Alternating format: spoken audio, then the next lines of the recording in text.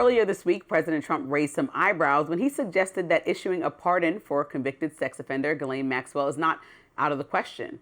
Maxwell is serving a 20-year prison sentence for her alleged involvement with Jeffrey Epstein. On Monday, the Supreme Court declined to consider Maxwell's appeal of her conviction. When asked about possibly giving her a pardon, here's what the president said. You know, I haven't heard the name in so long. I can say this, that I'd have to take a look at it. I would have to take a look. Did they reject that? She wanted to appeal her conviction. And what happened? They said that they were not going to hear her appeal. I see. Well, I'll take a look at it. I will speak to the DOJ. Those comments drew some strong reactions from both sides of the political aisle. Liberal commentator Brian Krasenstein writes on X, quote, "Let's be absolutely clear. No president even entertains a pardon for a convicted sex trafficker like Maxwell unless there's something they don't want the world to find out." And right-wing activist Laura Loomer strongly condemned the idea of pardoning Maxwell. She says, "I strongly advise against anyone lobbying the Trump admin and the DOJ to pardon Ghislaine Maxwell. Do not do it. I repeat, do not do it. There will be no coming back from that. I repeat again, for the love of God, do not do it."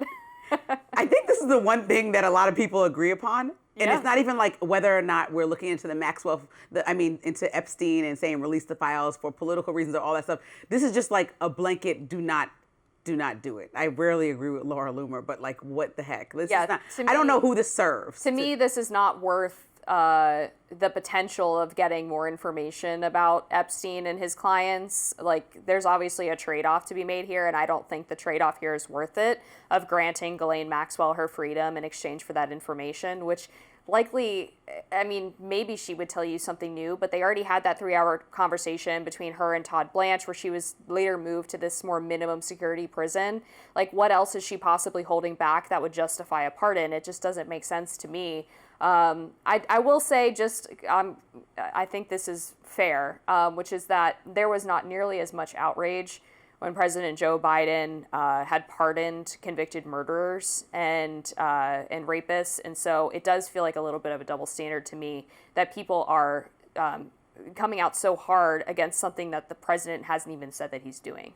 Well, I think the entertaining part of it, and also, well, first of all, Ghislaine Maxwell has perjured, right? So I don't know that I would take anything that she says, even not if a she trustworthy person. Yeah, not trustworthy. So we just start there. But secondly, I think the high-profile nature of everything Epstein now that the entire world is watching, from the Kash Patel Bondi days of we have this binder to right now, I mean, the whole country at the very least is wrapped up in what are the next steps. Some people believe there's nothing else to be seen here. Some people just believe, okay, these are convicted sex offenders, children are involved, this could get really uncomfortable, and no parent, nobody watching in America thinks that their actions are appropriate, alleged actions they're convicted of. So I think there's so much wrapped up here that when you decide who to pardon and the world knows about it, right? Because Biden did go through his Rolodex and decide who he wants to pardon. But when we're looking at this case and knowing the high profile nature of it and how many people are invested with the very top line of it, sex offenders pardoning, that will never sit well with the American public, especially at the same time that people are questioning, are there more information?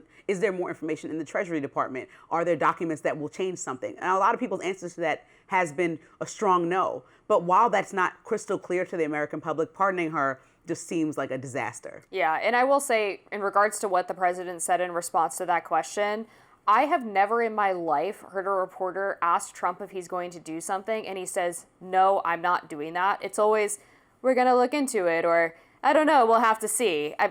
The man doesn't like to rule anything out, but if you had to ask me if he's going to pardon Ghislaine, I'd eat my hat if he did that. But you know what I think, and you can correct me if I'm wrong, but I think somebody had asked him about Derek Chauvin, and it was pretty firm, like, I'm not looking into that. Like, he said he didn't say no, he said I'm not, I think he said I'm not looking into that. And that was pretty clear. Yeah, I think in that case it was because it was already being discussed behind the scenes in the DOJ, and so in this case this is like something new on his radar, and he's like, I don't know. Yeah, why would I lock myself into anything? So Illinois Governor J.B. Pritzker drawing some stark comparisons between the Trump administration's actions and 1930s Germany. Stick around.